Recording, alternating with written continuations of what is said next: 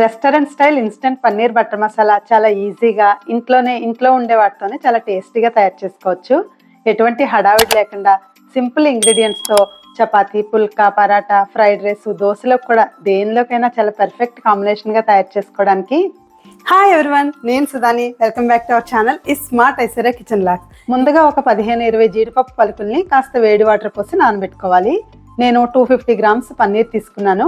వీటిని ఇలా చిన్న క్యూబ్స్ కింద కట్ చేసి నార్మల్ ప్లెయిన్ వాటర్ ఉంటుంది కదా, అది పోసుకొని నానబెట్టుకోవాలి. అలా నానబెట్టడం వల్ల మంచిగా సాఫ్ట్గా అవుతాయి. ఇప్పుడు ఒక మిక్సీ జార్లోకి 2 కట్ చేసిన టమాటాలు, దొరికితే హైబ్రిడ్వి లేదంటే మామూలువి వేసుకొని, హైబ్రిడ్ ఎందుకంటే పులుపు తక్కువ ఉంటాయి కదా, ఈ కర్రీకి బాగుంటాయి. అలాగే అరగంట వేడి వాటర్లో నానబెట్టిన 4 ఎండుమిర్చి వేసుకోవాలి. ఉంటే కాశ్మీరీ మిర్చి లేదంటే మామూలు వేసుకోవచ్చు. కాశ్మీరీ మిర్చి వేసుకుంటే కర్రీకి కలర్ బాగుంటాయి. ఇవి వేసుకొని మెత్తగా పేస్ట్ లాగా గ్రైండ్ చేసి పక్కన పెట్టుకోవాలి. ఒక గరిటెడు పెరుగులో 1 టీ స్పూన్ ధనియాల పొడి వేసుకొని కలుపుకొని ఉంచుకుంటే బాగా నాని కూరలో వేసినప్పుడు గ్రేవీ చిక్కగా ఉండి మంచి టేస్ట్ వస్తుంది. రెస్టారెంట్స్లో ఇలా ఎక్కువ గ్రేవీ పేస్టులు తయారు చేసి కూరల్లో 2-3 రకాలు కలుపుతూ ఉంటారు. 15 నిమిషాలు జీడిపప్పు బాగా నానాయి. వీటిని మిక్సీ జార్లో వేసి మెత్తగా చిక్కటి పాలలాగా గ్రైండ్ చేసి పక్కన పెట్టుకోవాలి. అలాగే నానబెట్టిన పన్నీర్ కూడా సాఫ్ట్గా అయ్యింది. వీటిని కూడా నీళ్లు వంచేసి స్టవ్ మీద ఒక కడాయి పెట్టుకొని 1 టేబుల్ స్పూన్ నెయ్యి, 1 టేబుల్ స్పూన్ ఆయిల్ వేసి ఫ్లేమ్ని సిమ్లో పెట్టుకొని పన్నీర్ ముక్కలు వేసి 1/2 టీ స్పూన్ పసుపు, 1 టీ స్పూన్ కారం, 1/4 టీ స్పూన్ ఉప్పు వేసి ఆయిల్లో 3-4 నిమిషాలు వేయించి పక్కన పెట్టుకోవాలి. ఇలా వేయించుకోవడం వల్ల పన్నీర్కి ఉప్పు కారం పట్టి మంచి టేస్ట్ వస్తాయి. అంతకంటే ఎక్కువసేపు వేయించుకోని అవసరం లేదు. మరీ ఎక్కువసేపు వేయిస్తే గట్టిగా బిగుసుకుపోతాయి.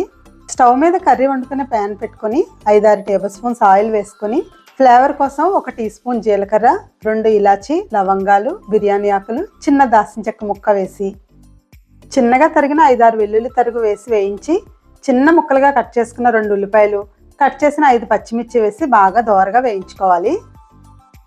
వేగిన తర్వాత 1 టీ స్పూన్ అల్లం వెల్లుల్లి పేస్టు, 1/4 టీ స్పూన్ పసుపు, 1 టేబుల్ స్పూన్ కారం వేసి కాస్త వేయించుకోవాలి. ఇప్పుడు గ్రైండ్ చేసుకున్న టమాటా పేస్టు, రుచికి సరిపడా ఉప్పు వేసుకొని పచ్చితనం పోయే వరకు వేయించి పెరుగులో ధనియాల పొడి కలిపి నానబెట్టుకున్నాం కదా, ఆ పేస్ట్ కూడా వేసి ఆయిల్ వదిలేసే వరకు 4-5 నిమిషాలు బాగా వేయించుకోవాలి. ఇప్పుడు ఆయిల్ వదిలేసింది కదా, మనం గ్రైండ్ చేసుకున్న జీడిపప్పు పేస్ట్ కూడా వేసి బాగా కలుపుకోవాలి. జీడిపప్పు పేస్ట్ వేసిన తర్వాత ఎక్కువసేపు వేస్తే అడుగంటి టేస్ట్ మారిపోతుంది. అందుకే ఇప్పుడు వేయించుకున్న పన్నీర్ వేసేసి 1 teaspoon kasuri methi, 1 teaspoon garam masala వేసి ఒకసారి బాగా కలిపి ఉడకడానికి సరిపడా నీళ్లు వేసి మూత పెట్టి 10 నిమిషాలు ఉడకనివ్వాలి. ఎక్కువ నీళ్లు కూడా వేయనవసరం లేదు. ముక్కలు ములిగేలా వేసి ఫ్లేమ్ని హైలో పెట్టి ఉడుకుతున్నప్పుడు మీడియంలో పెట్టుకొని మధ్య మధ్యలో కలుపుకుంటూ ఉండాలి. ఇప్పుడే ఉప్పు కారం అడ్జస్ట్ చేసుకుంటే ముక్కలకి ఉప్పు కారం బాగా పడుతుంది. 10 నిమిషాలు ఉడికాక పాల మీద మీగడ పాలతో సహా 1-2 గరిటెలు వేసుకుని ఇష్టమైతే వెన్నపూస కూడా వేసుకుంటే చాలా బాగుంటుంది. మీగడలో ఉన్న వెన్నే పైకి తేలి గ్రేవీకి మంచి టేస్ట్ వస్తుంది. కొత్తిమీర వేసుకొని వేడిగా ఉండగానే చపాతీ, పరాటా ఏ టిఫిన్లోకైనా ఫ్రైడ్ రైస్లోకైనా చాలా హెల్తీగా రెస్టారెంట్లో కంటే చాలా టేస్టీగా ఈజీగా తయారు చేసేసుకున్నాం కదా. నచ్చిందా మీకు? నచ్చినట్టయితే తప్పకుండా లైక్ చేయండి, షేర్ చేయండి. అలాగే మా ఛానల్ని తప్పకుండా సబ్స్క్రైబ్ చేసుకోండి. Thank you for watching.